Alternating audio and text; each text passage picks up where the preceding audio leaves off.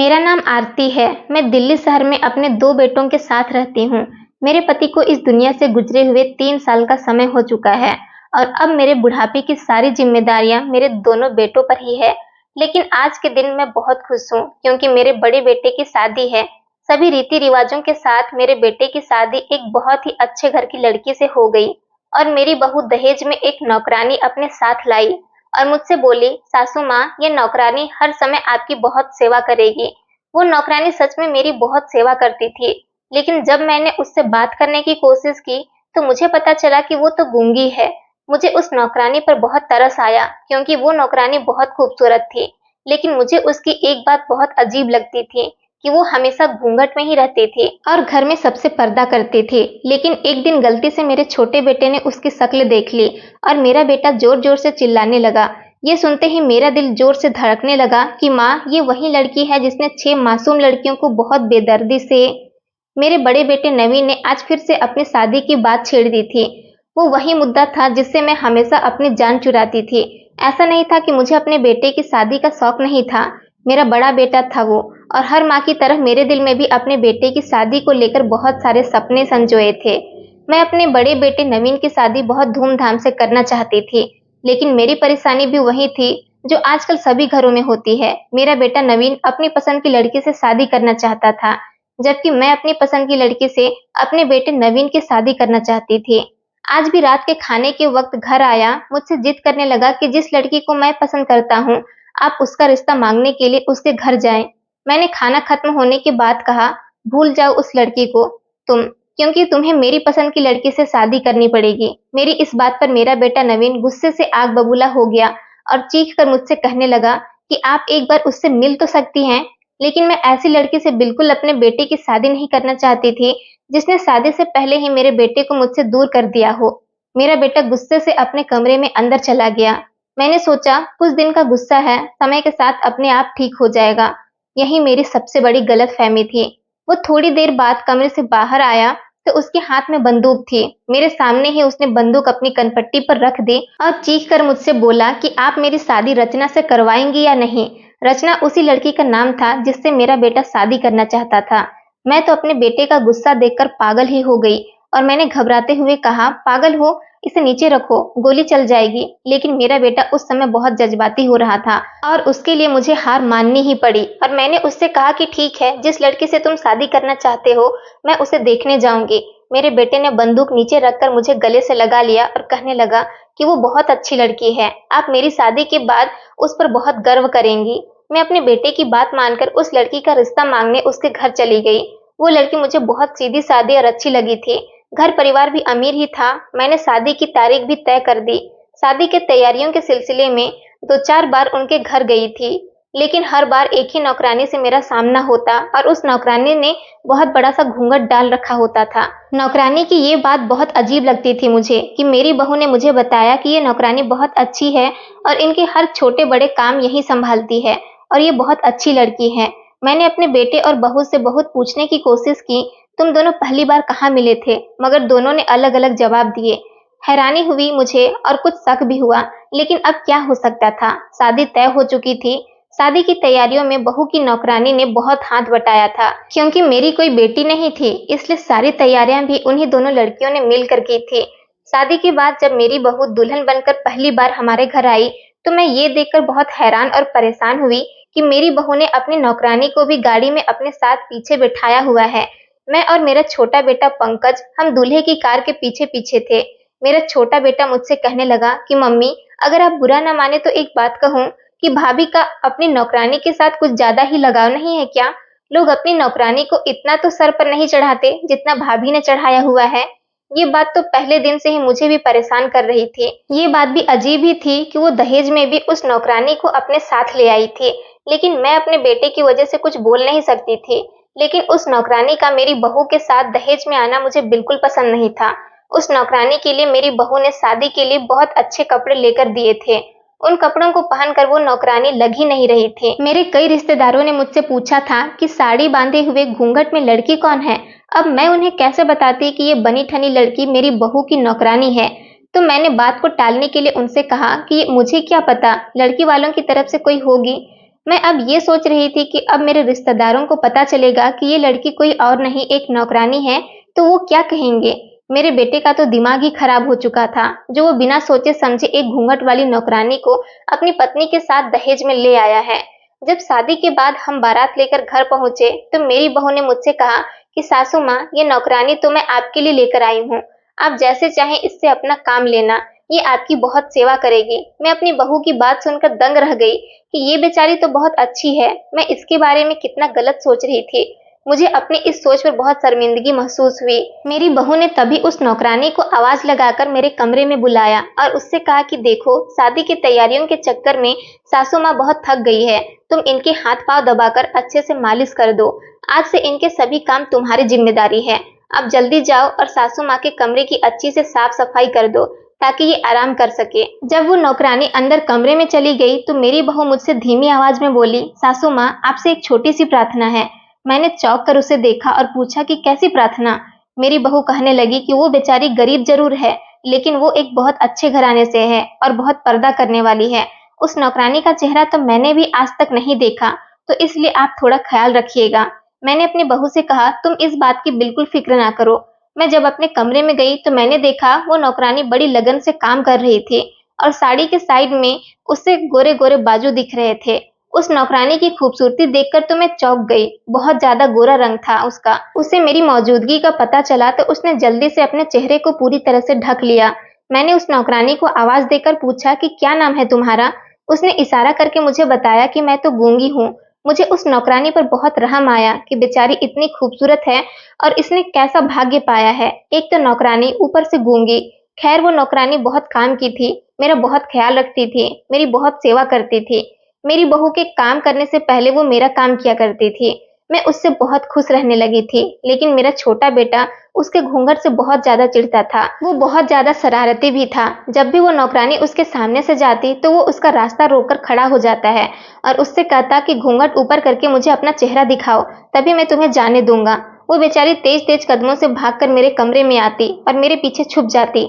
मैं अपने बेटे को डांटती थी कि क्यों इस बेचारी नौकरानी को बार बार चिढ़ाता रहता है। नौकरानी रोज रात को मेरे सर और पांव दबाती थी और मेरी मालिश करती थी।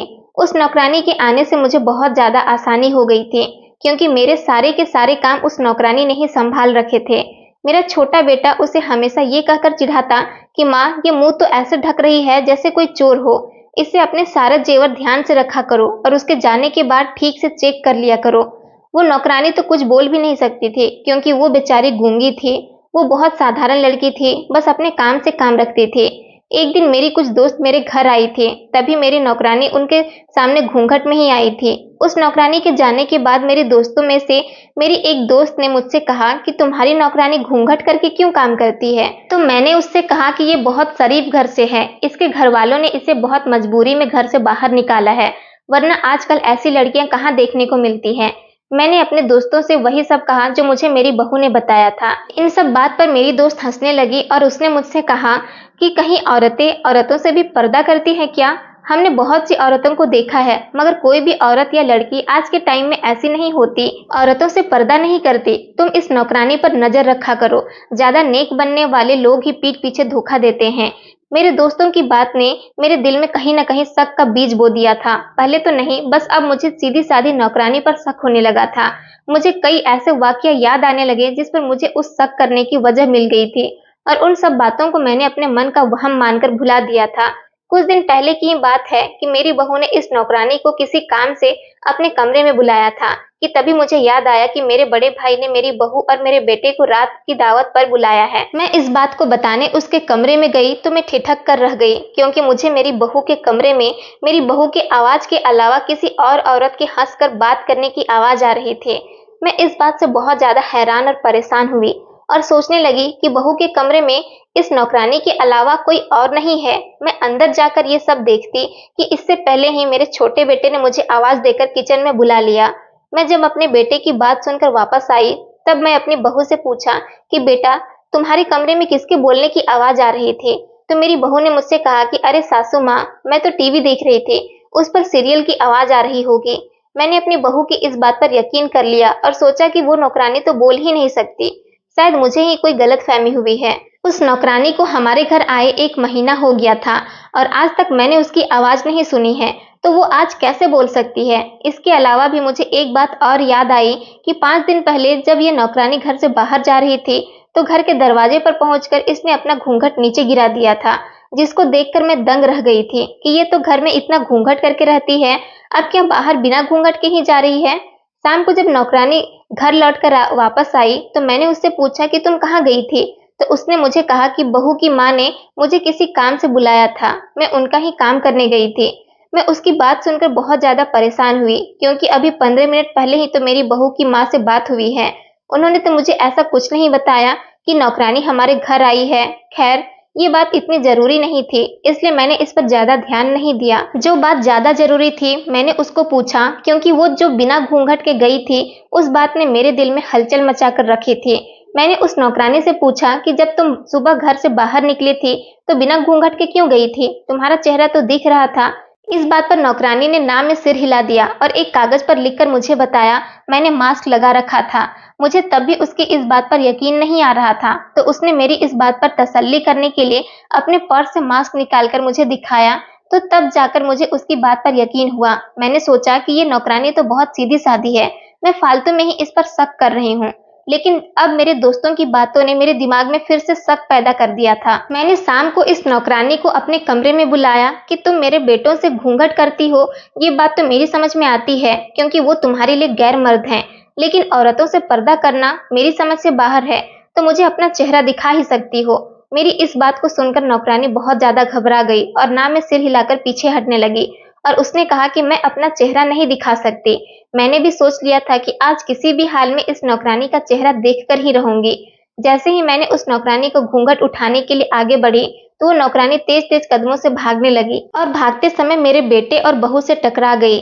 बेटे ने मुझसे पूछा कि क्या हुआ माँ, आप इस नौकरानी के पीछे क्यों भाग रही है? मैंने कहा कि कुछ नहीं हुआ बेटा, मैं बस इस नौकरानी का चेहरा देखना चाहती हूँ। मेरी बात सुनकर मेरी बहू ने मुझसे कहा कि क्यों सासू माँ, मैंने आपसे मना किया था ना कि आप इस नौकरानी का चेहरा देखने की जिद नहीं करेंगी, फिर आप ऐसा क्यों कर रही हैं? मैंने अपनी बहू से गुस्से से कहा कि इस नौकरानी के घूंघट की वजह से मेरे दोस्तों ने मेरा बहुत मजाक उड़ाया है। अब तुम इस नौकरानी से कहो कि या तो मुझे अपना चेहरा दिखाए मेरे या फिर मेरे घर से रफा दफा हो जाए।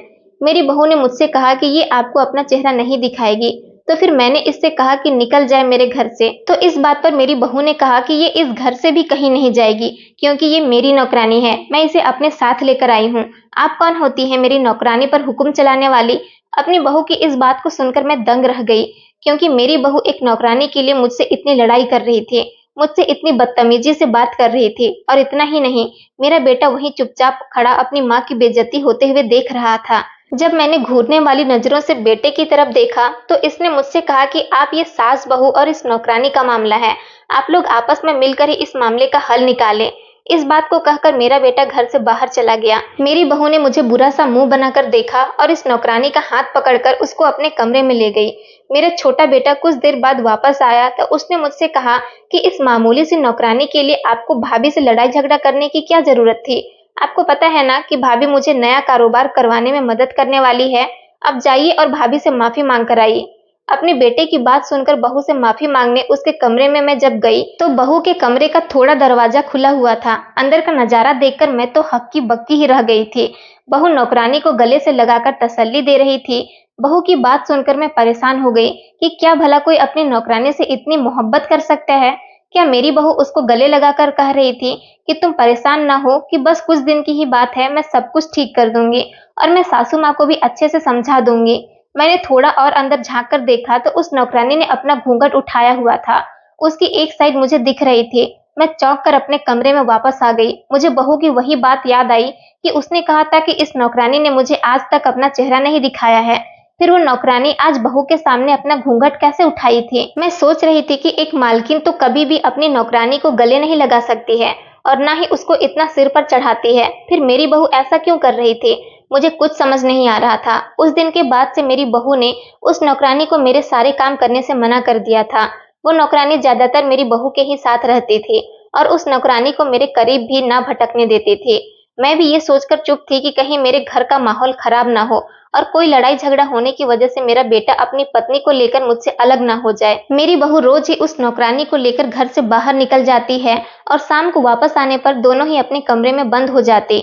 उन दोनों का ऐसा करना मुझे बहुत अजीब लगता था, लेकिन मैं क्या कर सकती थी। मेरी तो इस घर में कोई सुनने वाला ही नहीं था। एक दिन मेरी तबीयत अचानक ही खराब हो गई। मैंने अपने छोटे बेटे से कहा कि नौकरानी किचन में काम कर रही है, तुम जाओ और उससे कहना कि वो मुझे एक कप चाय बना कर दे दे। उस दिन इत्तेफाक से मेरा बेटा घर पर ही था, वरना इस समय मेरा बेटा अपने काम पर होता था। मेरी बात सुनकर वो उस नौकरानी के पास किचन में गया। उसको गए हुए 2 ही मिनट हुए थे कि अचानक किचन से मेरे बेटे की चीखने की आवाज आई। उसकी आवाज को सुनकर मैं बहुत ज्यादा घबरा गई। तेजी से बिस्तर से उठी और भागती हुई किचन में गई। जब मैं किचन में पहुंची तो मैंने वहां जो नजारा देखा, उसको देखकर मैं परेशान हो गई। मेरे बेटे ने उस नौकरानी का बाजू पकड़ रखा था और दूसरे हाथ से वो नौकरानी अपना चेहरा छुपाने की कोशिश कर रही थी। मैंने अपने बेटे से कहा, ये सब क्या हो रहा है? तुमने इस नौकरानी का क्यों बाजू पकड़ा हुआ है? तो मेरा बेटा कहने लगा, इसलिए पकड़ा है ताकि ये भाग न जाए।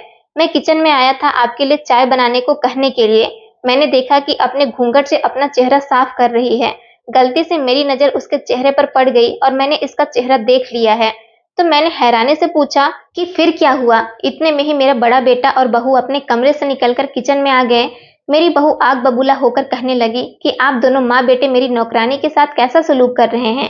मेरा बेटा कहने लगा कि मैंने आपकी नौकरानी की शक्ल देख ली है और मैं अभी सबको इसकी शक्ल दिखाता हूँ। और इतना कहकर उसने जबरदस्ती उस नौकरानी का घूंघट खींच लिया। जब मैंने उस नौकरानी का चेहरा देखा तो मुझे ध्यान आया कि मैंने इसे पहले भी कहीं देखा है। जरा ध्यान से देखा तो मेरे मुंह से चीखें निकल गईं। मुझे याद आया कि ये तो वही है, 6 मासूम लड़कियों की कातिल जो आजकल हर न्यूज चैनल पर नजर आ रही है। मेरे दिमाग में पूरी की पूरी कहानी चलने लगी। न्यूज रिपोर्टर ने बताया था कि इस लड़की ने अपनी 6 मासूम दोस्तों का कत्ल बड़ी ही बेरहमी के साथ कर दिया है। पुलिस ने इसको पकड़ भी लिया था। पुलिस ने बताया था कि वो लड़की एक दिमागी बीमार से पीड़ित है और इस बीमारी के चलते इसने जलन और दुश्मनी में अपने 6 मासूम दोस्तों को मार डाला। बाद में पता चला कि ये कातिलाना लड़की पुलिस की गिरफ्त से फरार हो गई है। मैं क्या, पूरे देश को इस कातिल लड़की के बारे में पता था। इस देश के बच्चे भी जानते थे कि ये लड़की कौन है। इसकी शक्ल इतनी बार न्यूज चैनल पर दिखाई गई है कि अब तो इसको कोई भी पहचान सकता था। मेरे छोटे बेटे ने उस नौकरानी को पहचान लिया था। मैं तो डर ही गई, कितनी खतरनाक लड़की हमारे घर में रह रही है। मैंने अपने बड़े बेटे को कहा, जल्दी से पुलिस को फोन करो। मैंने अपनी बहू के चेहरे को देखा, उसके तो चेहरे पर हवाइयां उड़ रही थी। मैंने अपने बेटे से कहा, मेरी शक्ल को क्या देख रहे हो, जल्दी से पुलिस को फोन करो। मेरी इस बात को सुनकर मेरी बहू मेरे पैरों में गिर गई और कहने लगी, सासू माँ ऐसा नहीं कीजिए, प्लीज पुलिस को मत बुलाइए। ये लड़की कोई और नहीं, मेरी बहन है, मेरी सगी बहन। तभी मेरे बेटे ने कहा, माँ मैं इस बात को पहले से जानता हूँ। इस बात को सुनकर मेरा तो दिमाग चकरा गया कि इन दोनों ने मिलकर एक कातिल लड़की को मेरे घर में रख रखा है। छोटे बेटे ने जैसे ही फोन की तरफ हाथ बढ़ाया तो मेरे बड़े बेटे ने उसे रोक लिया और कहा कि माँ मेरी पूरी बात तो सुनो। इतने में ही मेरी बहू की बहन बोलने लगी, आप मेरी बात तो सुन लीजिए, फिर आपको जो ठीक लगे आप वो करना। हम 7 दोस्तों का ग्रुप था। हम सब आपस में बहुत प्यार से रहते थे और सब काम मिलजुल कर ही करते थे। मेरी दोस्त मायरा को एक लड़का पसंद करता था और उसके पीछे हाथ धोकर पड़ा था। मेरी दोस्त मायरा को वो लड़का बिल्कुल भी अच्छा नहीं लगता था। वो कहती थी अजीब पागल सा है, और सच में वो लड़का पागल ही था। एक दिन अचानक वो सब लोगों के सामने मायरा को प्रपोज करने लगा। मायरा के साथ साथ हम सब लड़कियों को भी बहुत गुस्सा आया कि ये लड़का कैसे ऐसे कर सकता है।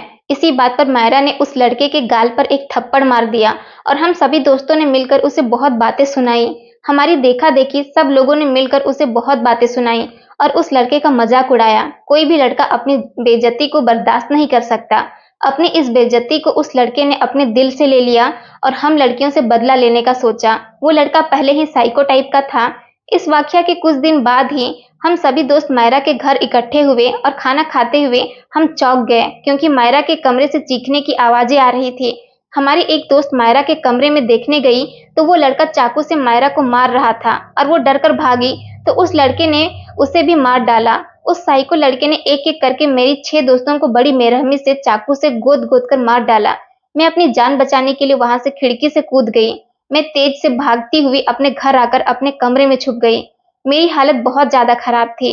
मेरा दिमाग कुछ भी सोचने समझने की हालत में नहीं था। मैं बहुत डर गई थी। उस साइको लड़के ने बड़ी बेरहमी से मेरे सभी दोस्तों को मार दिया था। अब मुझे डर था कि कहीं वो मुझे भी न मार दे।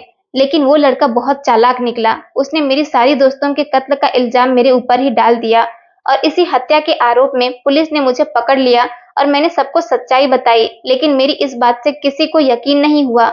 मेरी बहन ने अपने पति के साथ मुझे जेल से बाहर निकाला और मेरी बड़ी बहन मुझे अपनी नौकरानी बनाकर अपने साथ अपने ससुराल ले आई। मैंने कुछ नहीं किया, मैं बेकसूर हूँ। पुलिस वाले मुझे हर जगह ढूंढ रहे थे और मीडिया ने भी मुझे हर जगह जलील कर दिया था, इसलिए मुझे अपना चेहरा छुपाना पड़ा। मेरी दीदी मुझे अपने साथ पुलिस की गिरफ्त से बचाने के लिए लेकर आई थी। मेरी बहू रोते हुए कहने लगी, इसका कोई कसूर नहीं है, मेरी बहन बेकसूर है। मैं और मेरे पति इतने दिनों से इसकी बेगुनाही का सबूत ढूंढ रहे हैं और हमने उस साइको लड़के के पीछे अपना जासूस लगा रखे हैं। उस लड़के के खिलाफ बहुत से सबूत जमा कर लिए हैं। हम 1-2 दिन में ही ये सारे सबूत मीडिया और न्यूज रिपोर्टर को देने वाले हैं ताकि मेरी बहन की बेगुनाही साबित हो सके। सारी सच्चाई सुनकर मैं दंग रह गई। मुझे यकीन नहीं आ रहा था। फिर मेरे बेटे और बहू ने मुझे वो सारे सबूत दिखाए जो उन्होंने पिछले 3 महीने में जमा किए थे और ये सब सच था। अब बेचारी बेकसूर लड़की भाग्य के हाथों मजबूर होकर एक नौकरानी बनकर रह रही थी, जबकि उसकी कोई गलती नहीं थी। मेरी बहू ने वो जो सारे सबूत इकट्ठा किए थे वो न्यूज में दे दिए और लड़की जो बिना कुछ किए गलत इल्जाम में फंसकर जिल्लत और रुसवाई से जी रही थी, सब लोगों उसे हमदर्दी करने लगे। जो पहले उस लड़की को कातिल कह रहे थे और उस लड़की की बेइज्जती कर रहे थे, अब ये सब उसे इज्जत देने लगे और उस साइको लड़के को पुलिस ने गिरफ्तार कर लिया।